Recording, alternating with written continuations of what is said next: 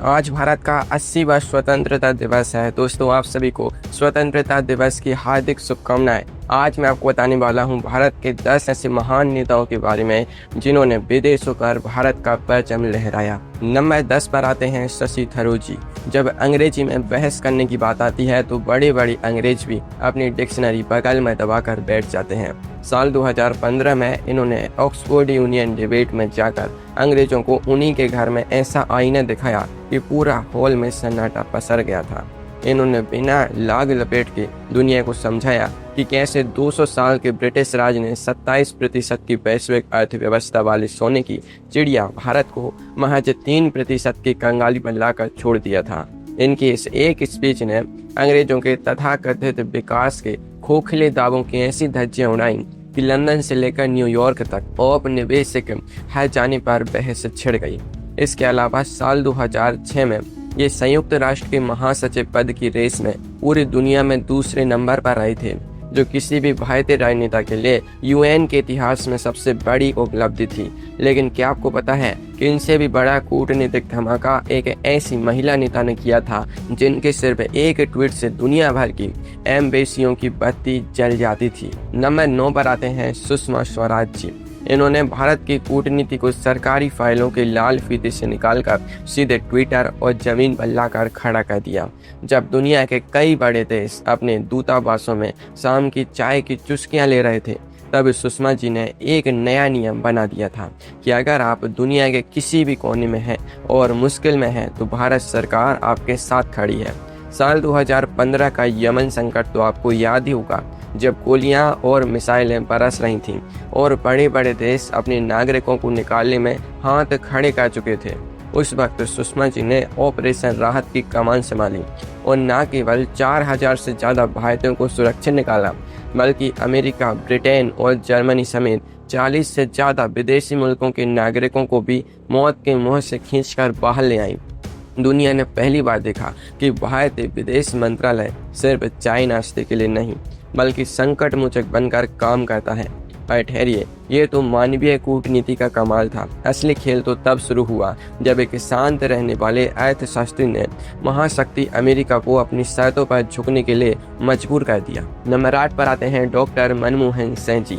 देश की राजनीति में भले ही विरोधी उन्हें मनमोहन कहकर चुटकी लेते रहे हों, लेकिन विदेश नीति की अखाड़ी में उन्होंने ऐसा दांव चला कि दुनिया के बड़े बड़े पहलवान चित्त हो गए।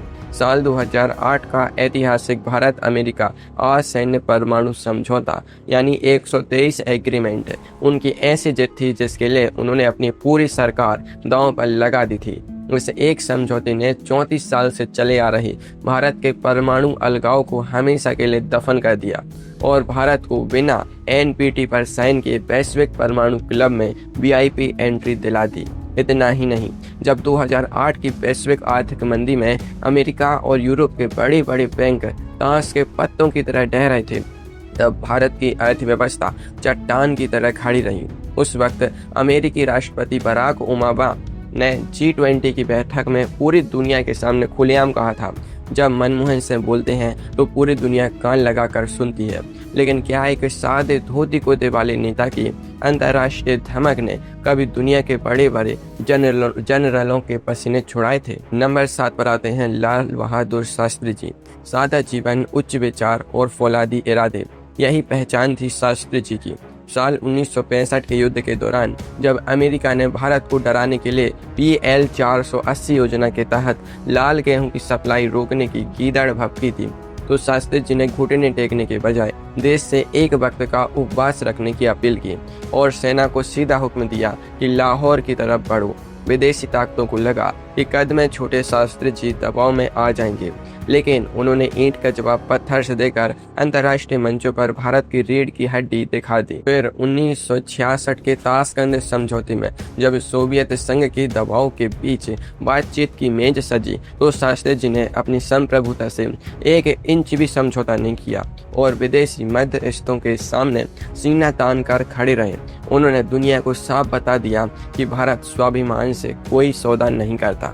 लेकिन जंग के बाद जब 1991 में भारत की तिजोरी पूरी तरह खाली हो गई थी, तब किस चाणक्य ने बिना शोर मचाए पूरी दुनिया के बाजार भारत के लिए खोल दिए। नंबर 6 पर आते हैं पीवी नरसिम्हा राव जी, भारतीय राजनीति के असली चाणक्य, जो 17 भाषाएं जानते थे लेकिन जरूरत पड़ने पर मौन रहकर विरोधियों की हेगड़ी निकाल देते थे।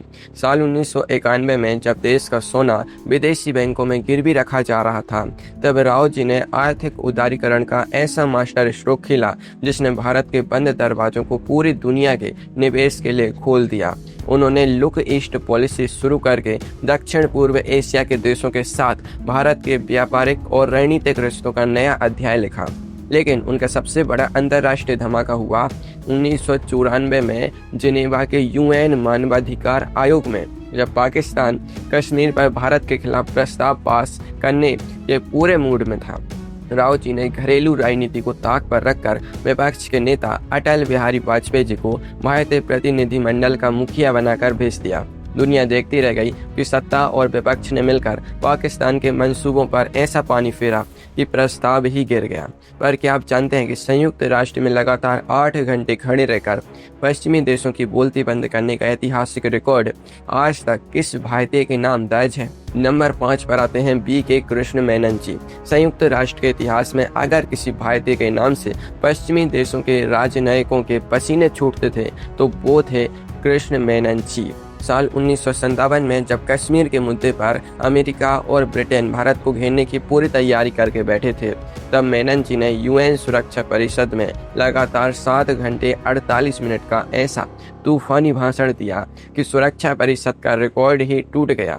बीच में तबीयत बिगड़ी, वो बेहोश होकर गिरे। डॉक्टरों ने आराम की सलाह दी, लेकिन वो उठे और फिर से बोलना शुरू कर दिया और पश्चिमी शक्तियों के दोहरे चरित्र को बेनकाब करके रख दिया। इतना ही नहीं, 1950 के दशक में शीत युद्ध के चरम पर जब कोरिया युद्ध चल रहा था, तब मेनन जी ने ही युद्ध बंदियों की अदला बदली का शांति फॉर्मूला तैयार किया था, जिसकी तारीफ पूरी दुनिया ने की थी। वो विदेशी मंचों पर भारत का पक्ष इतनी आक्रामकता से रखते थे कि पश्चिमी मीडिया उनके नाम से ही तिलमिला उठता था। लेकिन आज के दौर में जब पश्चिमी मीडिया भारत को ज्ञान देने की कोशिश करता है, तो कौन सा नेता कैमरे के सामने बैठकर उनकी धज्जियां उड़ा देता है? नंबर 4 पर आते हैं डॉक्टर एस जयशंकर जी, कूटनीति की दुनिया के बेताज बादशाह, जिनके मुंहतोड़ बयानों ने पश्चिमी मीडिया और राजनयिकों की हेकड़ी निकाल कर रख दी है। म्यूनिक सिक्योरिटी कॉन्फ्रेंस से लेकर संयुक्त राष्ट्र के मंच तक जयशंकर जी ने दुनिया को साफ साफ बता दिया कि यूरोप की समस्याएं पूरी दुनिया की समस्याएं नहीं हो सकती। जब 2022 में रूस यूक्रेन युद्ध के बाद अमेरिका और यूरोपीय देश भारत पर रूस से सस्ता तेल न खरीदने का दबाव बना रहे थे, तब जयशंकर जी ने विदेशी मंचों पर पश्चिमी देशों के दोहरे रवैये का ऐसा कच्चा चिट्ठा खोला कि सवाल पूछने वाले रिपोर्टर पानी पानी हो गए। उन्होंने साफ कहा कि भारत अपने 140 करोड़ नागरिकों के हितों को पहले देखेगा, किसी विदेशी दबाव में नहीं आएगा। जयशंकर जी ने पारंपरिक कूटनीति के ढर्रे को तोड़कर बेबाक, आक्रामक और रणनीतिक कूटनीति का ऐसा परचम लहराया है कि आज दुनिया भारत के रुख को नजरअंदाज करने की सोच भी नहीं सकती। पर क्या आप उस दौर की कल्पना कर सकते हैं जब अमेरिका का 7 बार जंगी बेड़ा बंगाल की खाड़ी में खड़ा था और भारत की एक महिला नेता ने आंख से आंख मिलाकर जंग जीत ली थी? नंबर 3 पर आती हैं इंदिरा गांधी जी। दुनिया उन्हें यूं ही आयरन लेडी नहीं कहती थी। उनके फैसलों ने दुनिया के सबसे ताकतवर मुल्क की दादागिरी को धूल चटा दी थी। साल 1971 का वो दौर याद कीजिए जब पाकिस्तानी सेना के जुल्मों के खिलाफ भारत खड़ा हुआ, तो अमेरिकी राष्ट्रपति रिचर्ड निक्सन और हेनरी किसिंजर ने भारत को डराने के लिए परमाणु हथियारों से लैस 7 बार नौसैनिक बेड़ा बंगाल की खाड़ी की तरफ रवाना कर दिया था। लेकिन इंदिरा जी ने बिना पलक झपकाए सोवियत संघ के साथ रणनीतिक रक्षा संधि पर हस्ताक्षर किए और भारतीय सेना को आगे बढ़ने का आदेश दे दिया। नतीजा यह हुआ कि 93,000 पाकिस्तानी सैनिकों ने घुटने टेके, नया देश बांग्लादेश बना और दक्षिण एशिया का भूगोल हमेशा के लिए बदल गया। इसके बाद साल 1974 में पोखरण में इस्माइलिंग बुद्धा नाम से भारत का पहला सफल परमाणु परीक्षण करके उन्होंने पूरी दुनिया को बता दिया कि भारत अपनी सुरक्षा के मामले में किसी महाशक्ति का मोहताज नहीं है।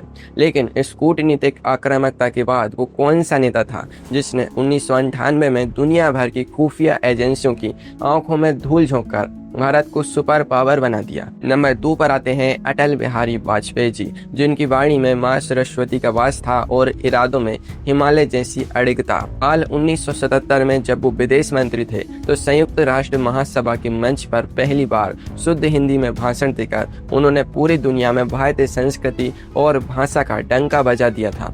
लेकिन असली धमाका हुआ मई 1998 में, जब अमेरिकी खुफिया एजेंसी CIA के जासूसी सैटेलाइट्स की निगरानी के बावजूद पोखरण में 5 सफल परमाणु परीक्षण कर दिए गए। पूरी दुनिया हैरान रह गई कि भारत ने इतनी बड़ी योजना की भनक तक नहीं लगने दी। अमेरिका और पश्चिमी देशों ने तुरंत भारत पर कड़ी आर्थिक प्रतिबंध थोप दिए, लेकिन वाजपेयी जी सीना तान कर खड़े रहे और 1 इंच भी पीछे नहीं हटे। फिर 1999 के कारगिल युद्ध में उन्होंने ऐसा कूटनीतिक बिसात बिछाई कि अमेरिकी राष्ट्रपति बिल क्लिंटन को आधी रात को पाकिस्तानी प्रधानमंत्री नवाब शरीफ को वाशिंगटन बुलाकर अपनी सेना पीछे हटाने का अल्टीमेटम देना पड़ा। वाजपेयी जी ने साबित किया कि शांति की बात वही देश कर सकता है जिसकी भुजाओं में दम हो। नंबर 1 पर आते हैं नरेंद्र मोदी जी। आज की तारीख में अंतर्राष्ट्रीय राजनीति के मंच पर भारत का जो दबदबा है उसका बहुत बड़ा श्रेय मोदी जी की ब्रांड कूटनीति को जाता है। उन्होंने भारत को सिर्फ विकासशील देश की कतार से निकालकर ग्लोबल साउथ यानी तीसरी दुनिया के देशों का निर्विवाद नेता बना दिया। साल 2023 में जब भारत ने G20 की अध्यक्षता की तो अफ्रीकी संघ के 55 देशों को स्थायी सदस्यता दिलवाकर उन्होंने इतिहास रच दिया। संयुक्त राष्ट्र में प्रस्ताव पारित करवाकर हर 21 जून को पूरी दुनिया में अंतर्राष्ट्रीय योग दिवस मनवाना भारत की सबसे बड़ी सॉफ्ट पावर जीत बनी। एक तरफ अमेरिका, फ्रांस और जापान के साथ क्वाड जैसी रणनीतिक साझेदारी और दूसरी तरफ रूस और खाड़ी देशों के साथ अटूट रिश्ते साधकर उन्होंने भारत की विदेश नीति को नई ऊंचाइयों पर पहुंचा दिया। सऊदी अरब, UAE, मिस्र और रूस जैसे देशों में वहां का सर्वोच्च नागरिक सम्मान हासिल करना और दुनिया भर के मंचों पर भारतीय UPI से लेकर रक्षा उपकरणों का डंका बजाना मोदी जी ने साबित कर दिया है कि आज का भारत अपनी शर्तों पर दुनिया से आंख मिलाकर बात करता है। ऐसे और वीडियोस देखने के लिए इस चैनल को सब्सक्राइब करें और वीडियो को लाइक करें। जय हिंद।